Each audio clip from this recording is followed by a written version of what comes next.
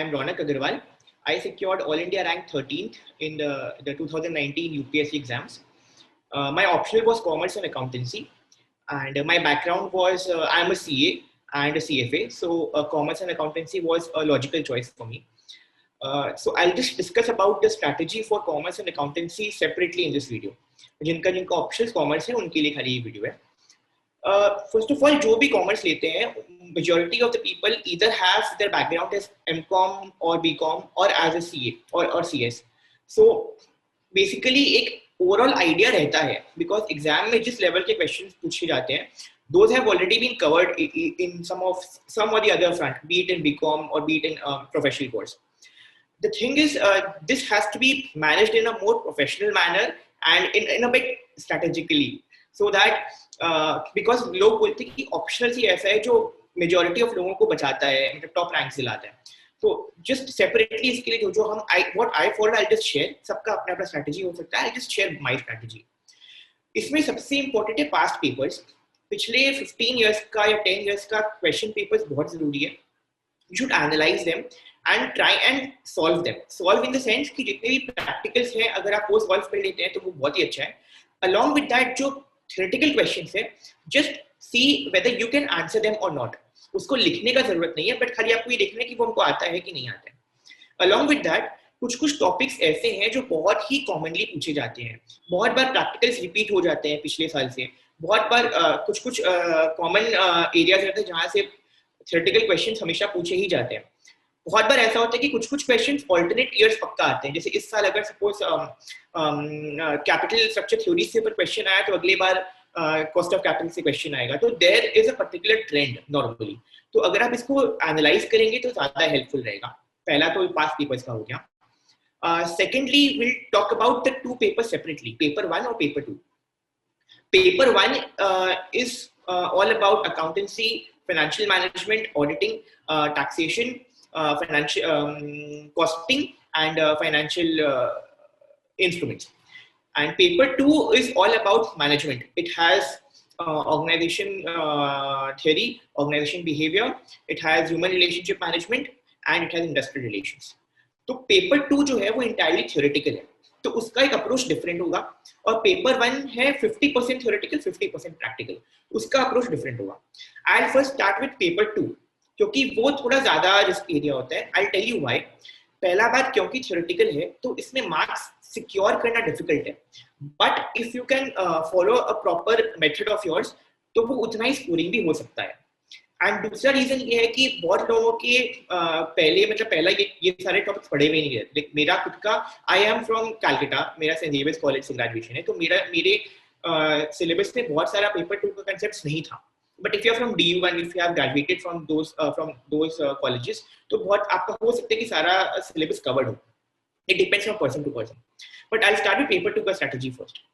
पहला बात क्या होता है कि मोस्टली हर बार ऐसा होता है कि जो शॉर्ट नोट्स होते हैं, compulsory short notes, 5 to 2 short note आते हैं ग्रुप, मतलब पार्ट ए में 5 रहते हैं, पार्ट बी में 5 रहते हैं.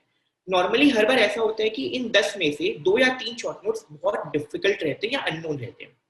तो इसी में अगर आप स्कोर कर सकते हैं तो आपका एडिशनल 30 मार्क्स या 20 मार्क्स का डिफरेंस आ जाएगा. पहले 20 में आपको जितना भी स्कोर मिले तो एक यहाँ पे आपको जंप स्टार्ट मिल रहा है. Second, you are writing the answer and the points which are including it, ये भी बहुत ज्यादा इंपॉर्टेंट है. I will mention first about answer writing. सबसे इंपॉर्टेंट है, अगर क्वेश्चन में सपोज 3 पार्ट है क्वेश्चन का, एक पर्टिकुलर क्वेश्चन का, तो your answer should explicitly mention the 3 parts अलग अलग से अलोंग विद सब हेडिंग्स. उससे क्या होता है, एग्जामिनर को क्लियरली दिख रहा है कि आपने सारे पार्ट्स को आंसर किया है.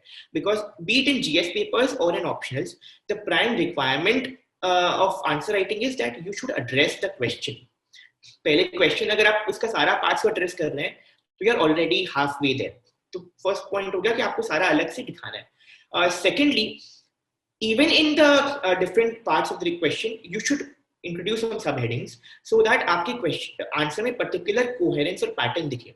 उससे आपका व्यूज में क्लैरिटी आता है, आप खुद बेटर वे से आंसर लिख पाएंगे और एग्जामिनर को भी इजीली चेक करने में इजी होगा. And third and most important, right in bullet points. क्योंकि मोस्टली जितने भी आंसर होते हैं, मतलब स्पेसिफिकली अपने पेपर 2 में उसमें मोस्टली सारे पॉइंट वाइज ही आंसर, मतलब पॉइंट्स रहते हैं उस आंसर में. Try and right that in points. अगर उस पॉइंट्स का सब हेडिंग्स दे सकते हैं, हेडिंग्स दे सकते हैं तो बहुत अच्छा बात है. If not then try and underline all the important points. एक और चीज which I followed was I could write with a mixture of black and blue pens. तो हम सब हेडिंग्स ब्लैक पेन से लिखा और मेन आंसर ब्लू पेन से लिखता था. और जो मेन आंसर में जो इंपॉर्टेंट पॉइंट्स है, I used to underline that with a pen और पेंसिल, व्हाटएवर जैसे टाइम परमिट करता था. बट अगर आप black and blue both pen से नहीं लिख सकते हैं, कोई इशू नहीं है. Right with the same ink pen and underline that separately so that वो अलग से दिखे. एक और चीज which I tried to do was I tried to include some diagrams, some word diagrams or some good um, arts which was actually portraying the main crux of the answer but making the paper also pleasing to the eye. I'll just give an example. अगर सपोज एक particular question है जहाँ पे organisation structure का question है, वहाँ पे आप जितना ज्यादा लाइन डायग्राम्स ये वो सब बनाएंगे उतना ज्यादा आपका आंसर को क्लैरिटी मिलेगा. Along with that, suppose एक question है formal और informal organization के पर question है अगर suppose, तो what I did was कि I googled each and every topic. Suppose अगर अपने paper 2 में 100 topics है तो मैंने हर एक topic के बारे में google किया और google में उसका images में गया और images में जो जो अच्छे अच्छे diagrams हैं जो मेरे answer का quality को बढ़ा सकते थे, I just copied those diagrams at the place wherein जहाँ से नोट्स पढ़ रहा था. मतलब अगर सपोज हम मेरा सपोज पेज नंबर 2 में उस वो पर्टिकुलर टॉपिक है, हम उस टॉपिक के बगल में वो डायग्राम बना लेता था या फिर वहाँ पे एक पेज में डायग्राम बना के इस टॉपिक के साथ में रख देता था. तो जब भी हम वो टॉपिक रिवाइज कर रहे हैं हम वो डायग्राम भी रिवाइज कर लिया. उसके कारण आपके आंसर में एक्स फैक्टर मिलता है. दूसरा टाइम सेव करते हैं because if you are portraying your answer in the form of a diagram आपका टाइम बहुत हद तक सेव होगा क्योंकि सेंटेंसेस में आपको नहीं लिखना पड़ेगा. और तीसरा and most important, it is pleasing to the eye. एक और चीज ये तो हो गया जब आप सब्स्टिट्यूट कर रहे हैं कुछ कंटेंट को डायग्राम से. बहुत बार क्या होता है, कॉम्प्लीमेंट भी कर सकते हैं.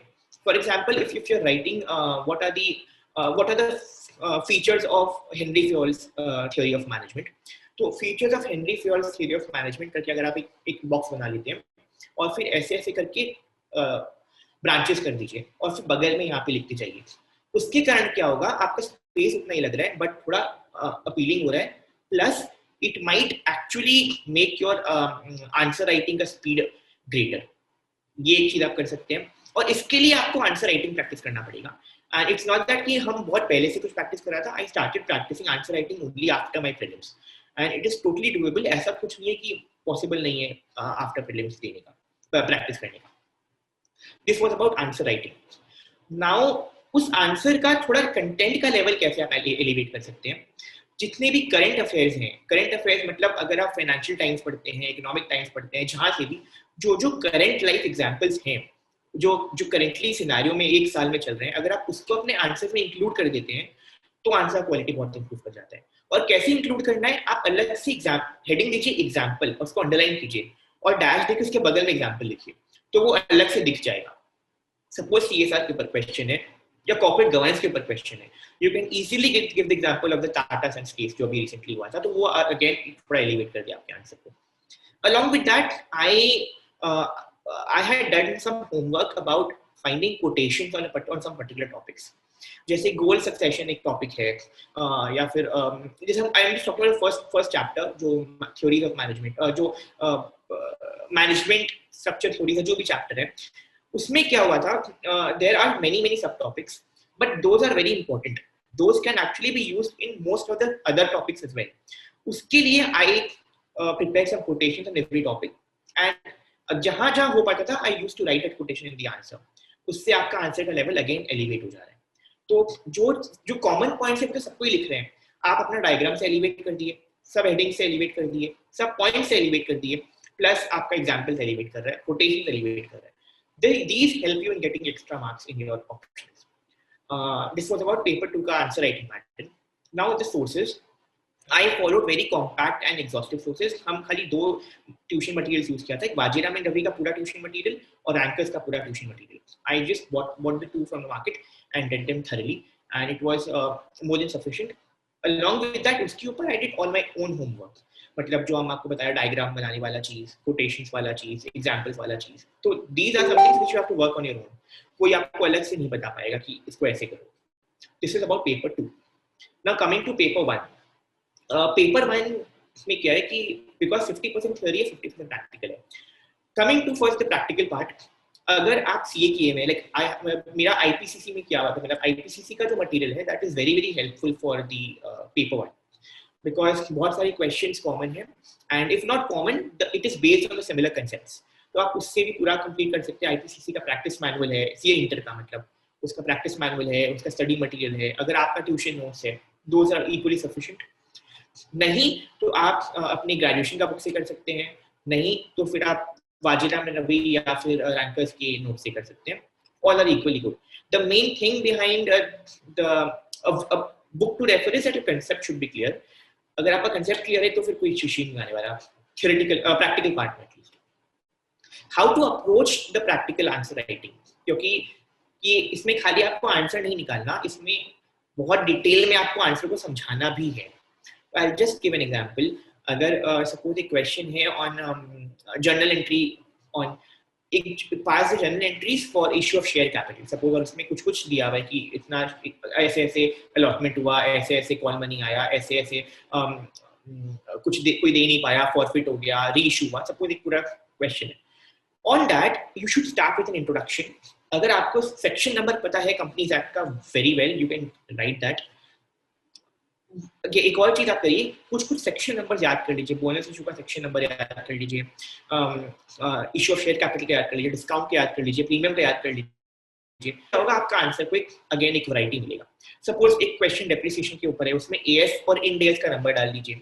और सपोज आपका एक क्वेश्चन स्टॉक वैल्यूएशन के ऊपर है, तो उसमें एएस डाल सकते हैं. तो these will elevate the level of answers because you are introducing with a very strong and valid point which is actually a law. दूसरा, उसमें आप जिस भी लिख सकते हैं पूरा क्वेश्चन का, this question deals with whatever topic is and इसमें ये कंसेप्ट एप्लीकेबल होता है. बस इतना अगर आप लिख देंगे तो बहुत अच्छे से आपका इंट्रोडक्शन हो गया. Then you go for the main working, main answer. Then you write journal लिख के आप अपना पूरा जर्नल पास कर दीजिए. इसमें आप फॉर्मेट का और परफॉर्मा का बहुत ध्यान रखिएगा. चाहे जर्नल हो, चाहे लेजर हो, चाहे कंप्यूटेशन ऑफ टोटल इनकम हो, चाहे फाइनेंशियल मैनेजमेंट का क्वेश्चन हो, फॉर्मेट फॉलो करिएगा. डेबिट क्रेडिट अगर टी फॉर्म है तो डीआर सीआर पक्का लिखिएगा. These actually matter in the exams. अब सपोज आपका पूरा आंसर आ गया. Now you go for third part which is working notes. Suppose हम लोग कंप्यूटेशन ऑफ टोटल इनकम का एक क्वेश्चन है, उसमें अपने यहाँ पे लिख दिए computation of total income for previous year इतना एंड असेसमेंट ईयर इतना. फिर फर्स्ट आ गया suppose salary, income from salary. अब वहां पे आप बगल में खाली अमाउंट लिखेंगे और बगल में वर्किंग नोट 1 लिख दीजिए. और वर्किंग नोट के अंदर 1 देके लिखिए computation of salary income, dash देके फिर आप उसका कंप्यूटेशन करिए. सिमिलरली सपोज पीजीपीपी है तो वापस working note number 2 computation of income from business and then do that. ये कोई भी चीज में एप्लीकेबल हो सकता है. अगर आपका सपोज एफएम का क्वेश्चन है जिसमें वर्किंग कैपिटल के ऊपर क्वेश्चन आया है कुछ पर्टिकुलर, उसमें ये अपने को वैल्यूएशन करना पड़ता है ओपनिंग स्टॉक का, सॉरी क्लोजिंग स्टॉक का, फिनिश गुड्स का. तो ये सब आप वर्किंग नोट्स करके नीचे दिखा सकते हैं. उससे बहुत अच्छा क्लैरिटी आता है और आपका एक क्लियरली समझ में आता है, आपके माइंड में पूरा चीज मैप्ड है. फोर्थ आ जाता है नोट्स. अब उस नोट्स में आप अपने अजम्पशंस या कुछ थ्योरीज डाल सकते हैं. फॉर एग्जाम्पल या फिर कुछ फॉर एग्जाम्पल अगर आपको लिखना है agriculture income is exempt under section 10(1), या आप नोट्स में लिख सकते हैं. या suppose the stock has been valued according to FIFO principle as per AS2, या आप नोट्स में लिख सकते हैं. या फिर the valuation of closing stock has been based only upon cost of goods sold and not upon cost of sales, ये आप नोट्स में लिख सकते हैं. तो अगर आप हर चीज का क्लैरिफिकेशन दे देंगे तो आपका बहुत हद तक पहला बार डिस्क्रिपेंसी आता है बहुत बार आंसर से, बिकॉज कुछ कुछ असम्पशंस होती है कहीं ना कहीं. तो आप पहले ही बता देंगे कि हम ये अज्यूम करके आंसर सॉल्व किया है तो डिस्क्रिपेंसी खत्म हो जाता है. एंड दूसरा, इससे आपका एक बहुत अच्छा इंप्रेशन बनता है एग्जाम में. This is how I solved the practical questions in my exam. Coming to the theoretical part of paper 1. इसके लिए कुछ चैप्टर्स ऐसे हैं जिसके लिए अलग से आपको थ्योरी पढ़ना पड़ेगा. जैसे डिविडेंड्स हो गया, कैपिटल स्ट्रक्चर थ्योरीज हो गया, वर्किंग कैपिटल हो गया, और कुछ ऐसे हैं जो which is a complementary part of the practical topics. For example, depreciation. जैसे इस बार मेरे एग्जाम में क्वेश्चन आया था, what is depreciation? What is the use of depreciation? What is the logic behind depreciation? And how can depreciation be used in taxation purpose? Suppose ये question आया था. ये अलग से कोई पढ़ के नहीं जाता इस लेवल पे, जरूरी नहीं है कि आप पढ़े भी हो, बट आपका कंसेप्ट अगर क्लियर है, आपको सारा थ्योरी डेटा आता है, आपको कॉर्पोरेट कंपनीज एक्ट में कहाँ कौन सा सेक्शन में लिखा आपको आता है, इनकम टैक्स एक्ट में सेक्शन 32 आपको अगर आता है, अगर आपको AS 6 अगर आता है, तो आपका अल्टीमेटली आप उसको आराम से कॉम्प्लीमेंट कर सकते हैं। अलॉन्ग विद दैट, जितने भी थ्योरेटिकल क्वेश्चंस है पेपर वन के, try and include examples in that. अगर सपोज एक क्वेश्चन है व्हाट इज लेवरेज या what is financial leverage, write a short note on financial leverage, तो आप खाली उसी पे नहीं लिख के you can write an example and make a question of yourself, follow it there and mention that the firm is इतना percent leverage financially, plus उसके बाद आप दीजिए इम्पैक्ट, अपने आप उसका एनालिसिस आप दे सकते हैं, उससे आपका बहुत अच्छा डीप अंडरस्टैंडिंग समझ में आता है। एक और चीज which I forgot to mention, जो प्रैक्टिकल क्वेश्चंस होते हैं, बहुत बार सपोज क्वेश्चन में लिखा हुआ है compute the operating financial and combined leverage of the particular company, आप खाली कंप्यूट मत कीजिए, नीचे में आप कंक्लूजन में अपना एनालिसिस भी दे दीजिए that this according to the financial data of the company it is overly leveraged operationally, या because the fixed costs are quite high, ये इसका leverage high है, आप किस तरीके से मैनेज, थोड़ा सा अपना एनालिसिस भी दे दीजिए, उससे अगेन एक्स फैक्टर मिलता है आंसर को। तो if you follow these simple steps, कुछ बहुत ज्यादा लंबा चौड़ा चीज नहीं है, it's just once if when you get into the hang of it, आपका एग्जाम में आराम से आप ये चीज फॉलो कर सकते हैं। बट जितना आप ये सब चीज को बढ़ाएंगे, उतने आपको स्पीड भी इंप्रूव करना पड़ेगा अपना आंसर राइटिंग का, बिकॉज क्योंकि आप जहां आप खाली कंपटीशन करते थे, वहां उसके साथ उतना ही ज्यादा आपको introduction, notes, working note, conclusion भी लिखना पड़ रहा है। So try and improve your speed, give more mocks, as much mocks as possible. आपको पेपर्स, क्वेश्चन पेपर्स बहुत इजीली अवेलेबल हो जाएंगे, It's 4 o'clock का है, ऑनलाइन है, बहुत सारा अवेलेबल है, यू कैन डू दैट। तो इफ यू अगर इस तरीके से मैनेज करेंगे तो थोड़ा सा इजी हो जाता है। Along with that, like what I did was I had taken tuition from Vajiram and Ravi, and also I had taken the mock test from Rankers. मेरे पास दोनों का मटेरियल था, दोनों का पेपर था, तो I got the best of both. सबका अपना अपना स्ट्रैटेजी हो सकता है, कुछ इशू नहीं है, and this is a technical optional. तो इसमें ऐसा कुछ नहीं है कि there is a dearth of materials in the market. हर टॉपिक पे बहुत सारा मटेरियल्स अवेलेबल है, एंड मोस्टली जो इसमें प्रोफेशनली और टेक्निकली इन्वॉल्व होते हैं वही लोग इसमें आते हैं ऑप्शनल के लिए। So you already know the topics. It's more about how you brush it up and how you present it in the paper. I just follow this strategy. It depends on person to person. It's upon you. और अगर कुछ भी और कुछ question हो इसके लिए तो I can answer again later. But this was my strategy for this accountancy.